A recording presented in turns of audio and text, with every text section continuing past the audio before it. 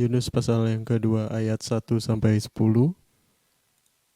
Berdoalah Yunus kepada Tuhan Allahnya dari dalam perut ikan itu. Katanya, dalam kesusahanku aku berseru kepada Tuhan, dan Ia menjawab aku dari tengah-tengah dunia orang mati. Aku berteriak dan kau mendengarkan suaraku. Telah kau lemparkan aku ke tempat yang dalam, ke pusat lautan, lalu aku terangkum oleh arus air, segala gelora dan gelombangmu melingkupi aku. Dan aku berkata, telah terusir aku dari hadapan matamu, mungkinkah aku memandang lagi bait-Mu yang kudus? Segala air telah mengepung aku, mengancam nyawaku, samudra raya merangkum aku, lumut lautan membelit kepalaku. Di dasar gunung-gunung aku tenggelam ke dasar bumi, pintunya terpalang di belakangku untuk selama-lamanya. Ketika itulah engkau naikkan nyawaku dari dalam liang kubur, ya Tuhan Allahku. Ketika jiwaku letih lesu di dalam aku, teringatlah aku kepada Tuhan dan sampailah doaku kepadamu, ke dalam bait-Mu yang kudus. Mereka yang berpegang teguh pada berhala kesia-siaan, merekalah yang meninggalkan Dia, yang mengasihi mereka dengan setia. Tetapi aku dengan ucapan syukur akan kupersembahkan korban kepadamu. Apa yang kunazarkan akan kubayar. Keselamatan adalah dari Tuhan. Lalu berfirmanlah Tuhan kepada ikan itu, dan ikan itu pun memuntahkan Yunus ke darat. Hai, shalom guys, selamat malam. How are you today? Bagaimana perjalanan kehidupan kita sepanjang hari ini? Dan akhirnya bertemu kembali di jam 7 malam ini. Ya, semoga semua lancar, baik-baik saja. Ya, Tuhan Yesus memberkati. Ya, untuk kali ini kita langsung buka aja di ayat selanjutnya dari kisah Yunus ya. Di Yunus pasal 2 ayat ketiga tadi sudah dibacakan. Kita ulang untuk membacakan ayat per ayat.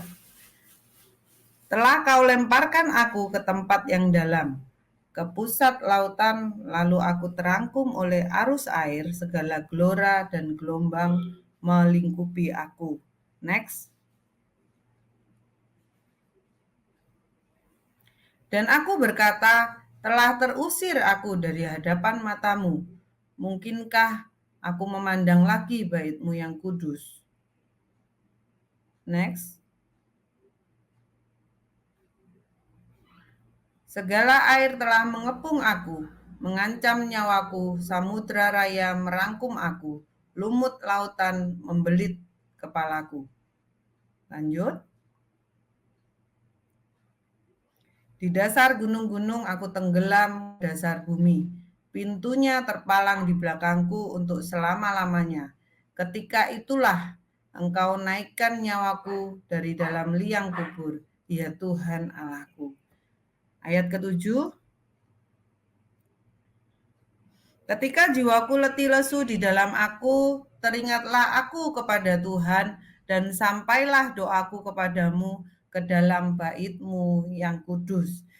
Nah, di ayat ke-7 ini menjadi gongnya, di mana Yunus itu sadar bahwa dalam kesendiriannya, bahwa dalam lembah kelam yang dia alami ini, dia teringatlah aku kepada Tuhan. Berarti bisa dikatakan Yunus ini pun mengalami suatu masa dia itu terjebak dengan yang namanya zona nyaman, teman-teman. Bukan lagi zona private ya, yang kita bahas beberapa pertemuan yang lalu. Kalau zona nyaman adalah ketika kita sibuk dengan pribadi kita sendiri, tetapi ketika kita masuk dalam zona private-nya Tuhan, kita sibuk dengan Tuhan. Kenapa dikatakan sibuk dengan Tuhan? Karena setiap gerak langkah kita, setiap pemikiran kita itu perlu gongnya dari Tuhan. Kita perlu keputusannya itu dari Tuhan. Baru kita jalan. Tetapi kalau zona nyaman, kita memutuskan untuk diri kita sendiri. Aku mau yang nyaman buat aku mau yang enak buat aku, sama seperti kisah Daud ketika dia sudah nyaman, dia sudah enak, dia tidak pergi berperang. Seperti itulah kira-kira gambar seorang Yunus dan akhirnya ada di ayat ke-7 ini. Dikatakan bahwa ketika jiwaku letih lesu, ketika aku itu sedang kepepet, ketika aku itu sudah tidak ada jalan keluar lagi, mulai dari ayat ke-3 sampai ke-6 dikatakan bahwa kita berhadapan pribadi dengan Tuhan. Yunus ini berhadapan pribadi dengan Tuhan. Dan dia pun tahu yang bisa nolong itu hanya Tuhan saat ini. Sampai dia katakan masih ada kesempatan enggak ya untuk aku itu bertemu dengan Tuhan. Mungkinkah dikatakan ayat keempat. Bisa dibuka ayat keempat. Dan aku berkata, telah terusir aku dari hadapan matamu. Mungkinkah aku memandang lagi bait-Mu yang kudus? Benar-benar putus asa. Benar-benar sudah tidak ada harapan. Dan di ayat ke-7 tadi kita buka. Ketika jiwaku letih lesu di dalam aku, teringatlah aku kepada Tuhan. Dan sampailah doaku kepadamu ke dalam bait-Mu yang kudus. Jadi memang ada fase di mana Yunus itu sudah nyaman, dia itu tidak nyari Tuhan. Dia tidak perlu lagi pertimbangan Tuhan. Dia sama sekali tidak ingat Tuhan. Dia berjalan sendiri, gerak sendiri, sampai titik Tuhan itu menawarkan. Bukan menawarkan ya, tapi Tuhan memerintahkan Yunus untuk pergi ke Niniwe. Dia tidak mengucapkan satu kata pun. Dia tidak mengiyakan, dia tidak menidakkan. Dia tidak nolak. Tetapi dia bergerak semaunya dia. Dia bergerak senyamannya dia. Pergi aja ke Tarsis. Kabur dia. Sedemikian jauhnya dari hadapan Tuhan. Jadi kita tahu bahwa ternyata seorang Yunus juga terjebak dalam zona nyaman loh. Karena ada ayat ini, ayat ke-7 ini. Teringatlah aku. Jadi selama ini enggak ingat sudah. Yang bawa kita naik itu siapa sih? Yang nolong kita saat susah itu siapa sih? Yang membuat kita itu nyaman itu siapa? Ada satu peristiwa dalam kehidupan saya, anak saya ini ngobrol. Karena teman-teman bukan apa ya, maksudnya bukan mau pamer atau gimana, enggak, sama sekali enggak. Tapi jujur, maksudnya jujur dari hati yang paling dalam. Ini ceritanya biar utuh ya. Jadi kehidupan saya itu kalau bisa dibilang dan teman-teman semua yang sudah lama mungkin di Smart People juga merasakan hal yang sama ketika kita ngobrol apa-apa, oh ternyata sama ya kita gitu. Ketika kita masuk dalam sebuah pelayanan, komunitas, kita merasa bahwa kehidupan kita itu tidak ada waktu lagi untuk di luar sana, sibuk di luar komunitas ini gitu. Sekarang kita sendiri, kita sibuk sendiri di pelayanan segala macam dan itu semua nyaman buat kita. Itu semua benar gitu loh. Kita ada di posisi yang benar. Kayaknya sudah enggak ada pergaulan lagi selain kalau saya ya bangun jam 4 ngurus pelayanan sebentar ya kan, posting-posting, habis itu nanti jam 5 bangunin anak-anak sudah gede kan, udah mandi-mandi sendiri, selesai mereka mandi jam 6, 6.15 nganter mereka ke sekolah. Habis itu pulang ke rumah ya kan, kalau ada konten yang harus dibuat ya kan, buat semangat pagi, semangat malam. Kadang sudah dibuat malam, kadang subuh-subuh baru buat ya kan. Diposting. Jadi seakan-akan kehidupan saya ya itu aja gitu loh. Muter itu aja. Setelah itu nanti masuk ke kantor jam 8, nanti jam 10 ngurus yang kecil, berangkat ke sekolah, nanti siangnya jemput sekolah. Jadi kehidupan saya kerja, pelayanan, ngurus anak, ya itu aja muter, muter terus di sana. Jadi sampai satu titik itu ada pertanyaan dari seorang anak saya, ya kan, putri saya, itu gini, "Mami ini kadang kan kalau lagi kumpul juga nggak bisa lepas dari gadget, itu kelemahan saya sih. Nggak bisa lepas dari gadget, ngutak-ngatik, ngedit lah, atau ngelihat konten, atau ya sosial media lah yang dibuka. Terus ketika membuat konten atau apa, anak saya ngomong gini, kok mami terus yang ngerjain? Emangnya nggak ada yang lain? Terus satu pernyataan saya, kalau kita itu sekarang dapat berkat, kita tahu berkat itu datangnya dari mana. Oh, gitu. Sama anak saya ini, tahu berkatnya dari mana. Terus terbatas enggak berkatnya? Enggak ada batasnya berkat yang kita terima dari Tuhan. Kita bisa makan enak, tidur enak, punya rumah, kenyamanan semua kita dapat. Itu semua itu dari mana? Ada hitungannya enggak? Terus dia mulai tersenyum. Nah, kalau itu semua enggak ada hitungannya, kita bisa menikmati itu semua. Masa apa yang kita kerjakan buat Tuhan itu kita mau hitung-hitungan? Gak boleh dong ya, ngomong gitu. Dan akhirnya dia mengerti. Sampai titik sekarang pun aku selalu ngomong ke ketiga anak saya ketika ngantar ke sekolah. Kalau bukan karena Tuhan, nggak mungkin mami itu bisa ngerjain pekerjaan, gantiin pekerjaan yang seharusnya papi kerjain dulu. Nah, papi kan sudah nggak ada. Sedangkan basic saya itu benar-benar ibu rumah tangga, teman-teman. Jadi ketika ini itu bisa berjalan dan bisa berlanjut, yaitu sebuah mujizat, yaitu sebuah berkat yang tidak bisa diungkapkan dengan kata-kata. Itu tidak terbatas. Ketika kita dapat, saya bersama anak-anak bisa menikmati berkatnya sedemikian berapa tahun ini dari 2021 sampai sekarang. Hidup tidak susah, makan masih bisa, tidur masih nyaman. Yaitu yang dikatakan berkat yang tidak ada batasnya.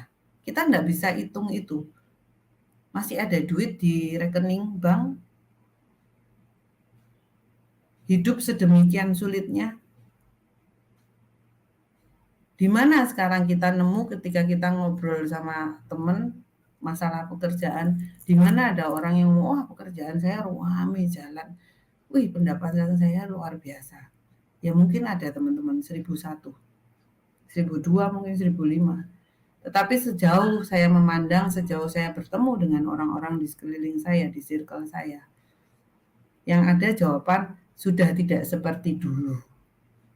Pendapatan segala tetap masuk, tapi sudah tidak seperti dulu. Ya itu yang harus kita bahas.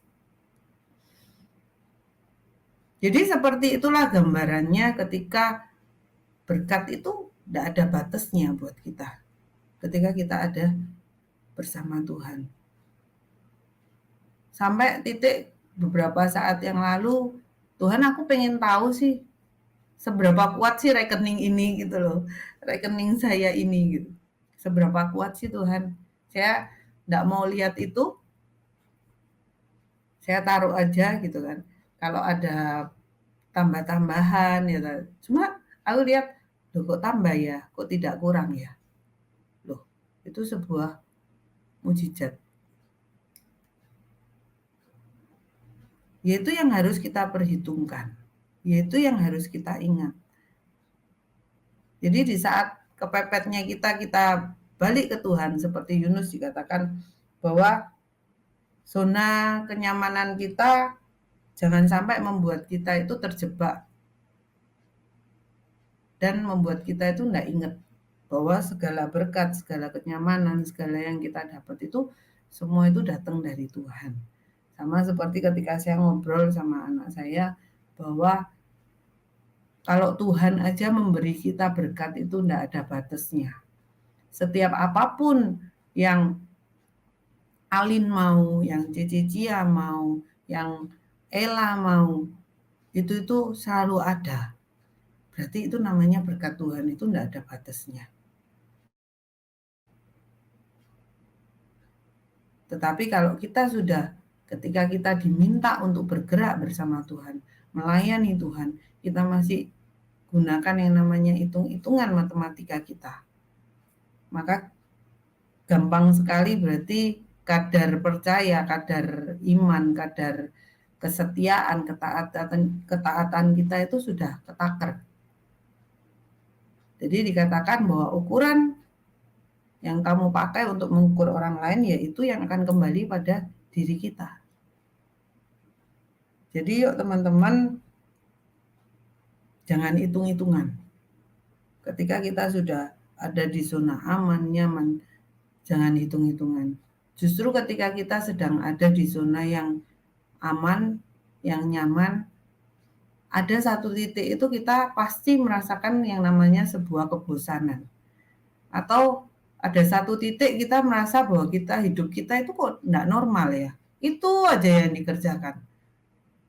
Dan kita itu berusaha mencari jalan keluar.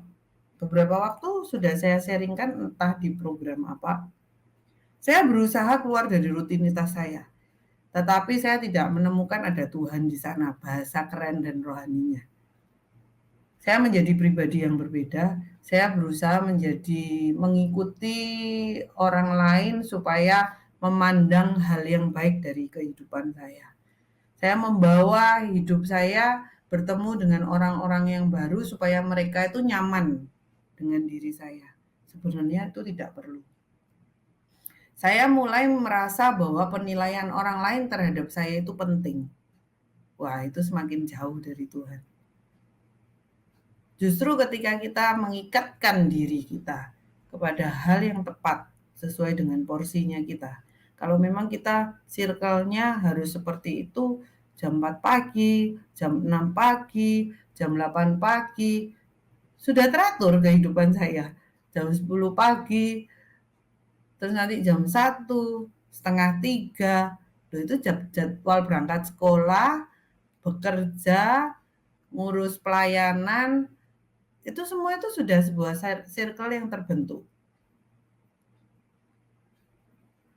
Jangan sampai ketika kita sudah nyaman, kita berusaha membentuk circle yang lain. Yang justru tidak menambahkan dalamnya kita, justru mengurangkan diri kita yang sebenar-benarnya. Kita menjadi pribadi yang lain. Kita mulai mementingkan pemikiran orang lain itu terhadap diri kita. Jadi hati-hati teman-teman, Yunus pun mengalami hal yang sama. Ketika dia terjebak dengan yang namanya zona nyaman, dia sudah tidak ingat lagi sama Tuhan. Kenapa saya bisa katakan seperti itu? Karena di ayat 7 jelas sekali dikatakan, yuk kita buka dulu sebagai penutup. Ketika jiwaku letih lesu di dalam aku, teringatlah aku kepada Tuhan. Dan sampailah doaku kepadamu ke dalam bait-Mu yang kudus. Berarti sudah jauh loh. Dia sudah tidak ingat Tuhan loh. Dia sudah tidak berdoa loh. Dia sudah tidak mengerjakan yang semula dia kerjakan. Itu saja teman-teman menjadikan kita pembelajaran bahwa selalu ingat Tuhan. Kalau yang lalu kita bicara tentang keadaan kita ada dalam lembah kelam, kita ingat Tuhan. Dan kali ini bahwa dalam masa kenyamanan, kejayaan, kesuksesan kita pun harus tetap melakukan kasih mula-mula bahasa rohaninya. Itu teman-teman, Tuhan Yesus memberkati. Shalom.